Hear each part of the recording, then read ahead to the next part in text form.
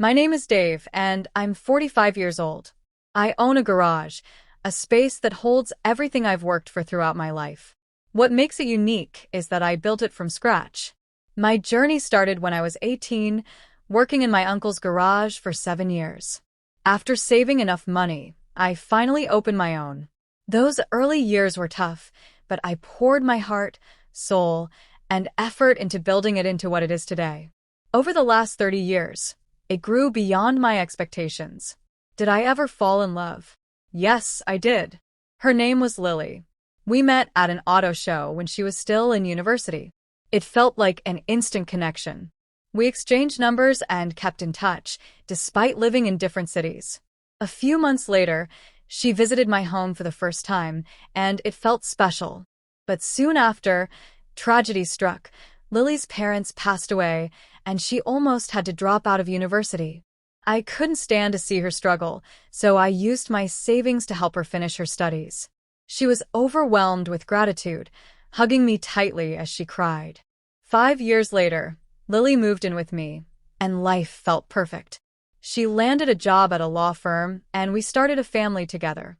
We raised 2 wonderful children, Maria, now 18 and about to graduate from university, and Jack, 17, who plays in a local rock band. Watching my children chase their dreams gave me a deep sense of fulfillment. But as the years passed, something changed in Lily. After 20 years of marriage, I thought I knew everything about her habits, her thoughts, even the small lies she told. However, after starting a high-profile role under a prominent attorney, she began coming home late more often. I sensed her slipping away. For 3 months, I said nothing, just observing. Finally, I confronted her. "Why have you been coming home so late?" I asked, calm but firm. She broke down after 20 minutes of questioning and confessed she was having an affair with her boss. My mind raced as I asked her one simple question: why? Her answer hit me like a brick. "You're the same man I married 20 years ago. You haven't changed. You're stuck in your garage, wearing the same old clothes. You're loyal, but you're not enough. I need someone who reflects my success, an alpha male." Her words cut deep, but I refused to let them define me. "So, you're leaving me after 25 years because I don't fit your ideal image? Because I'm not presentable at your fancy parties? Have I not been a good husband? I supported your education, raised 2 children, and ensured they went to college. And yet, it's not enough for you." She stood her ground. "I'm moving on with my new partner. If you don't comply, I'll make sure you lose everything, your garage, your house, everything you've worked for." I leaned back, smiling. "You think you can take everything from me with legal tricks?"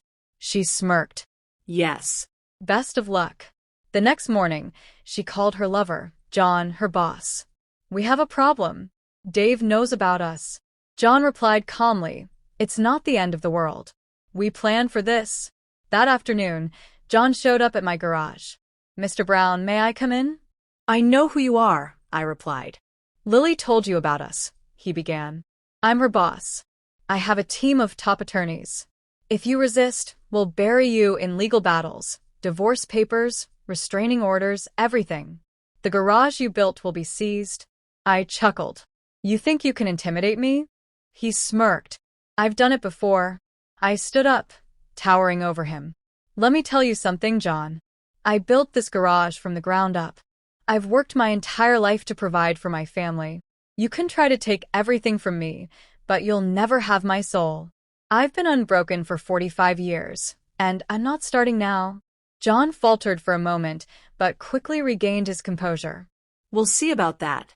I watched him leave, knowing the battle was far from over. But I was ready.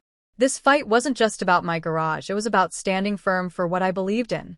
The alpha male needs to set the tone and let her know how things are going to end, just like I did with you. "I managed to take her from you, no problem." I took a step forward, then interrupted. My fist crashed into the lawyer's face. There was a satisfying crunch as his teeth and gristle were knocked loose.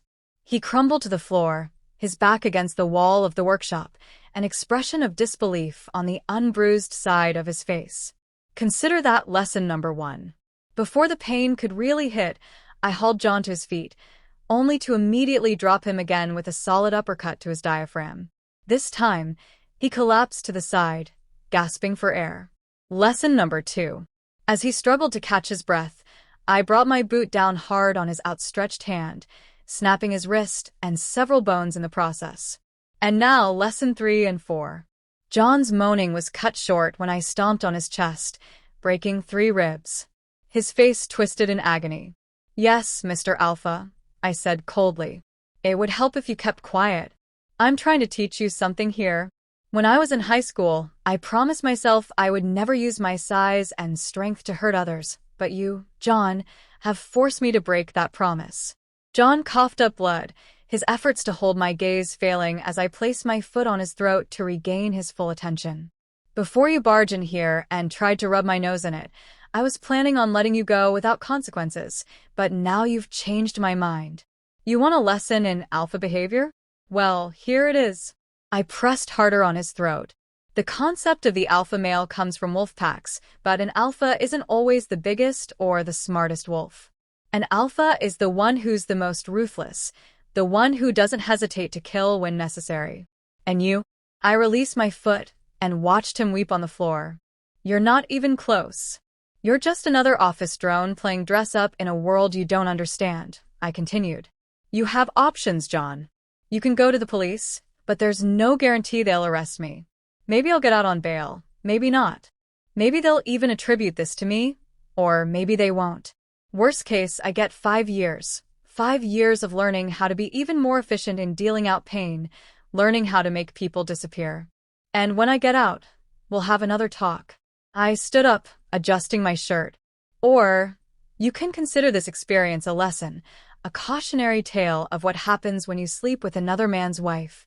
John was silent now, breathing heavily, blood pooling beneath him. "Now get out of my workshop," I said coldly.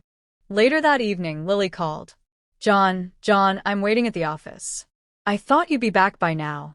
What's going on?" John's voice sounded weak. "I just got moved to another ward. I'm at the hospital." Lily was stunned. "What happened? Was it a car accident?" John hesitated. "No." "I misjudged your husband. My arrogance led me to think I could handle him alone. He broke my nose, my left hand, a few ribs, maybe even my cheekbone." "That's impossible," Lily said, disbelieving. "Dave's never been violent." John coughed painfully. "Believe me if you want, I'll show you the x-rays." "I have to go. The pain meds are kicking in." The next night, Lily found herself stranded on a deserted stretch of road. Her credit cards had been declined, her cash was gone, and her car had run out of fuel. Desperate, she scrolled through her contacts, but no one picked up, not her children, no one. As dawn broke, a van pulled up beside her.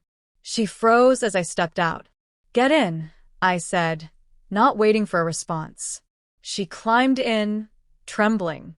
I drove in silence for a while before finally speaking. "Here's how this is going to go. You're going to file for divorce, no alimony, no shared assets. Everything I've earned stays with me." Lily nodded, her lips trembling.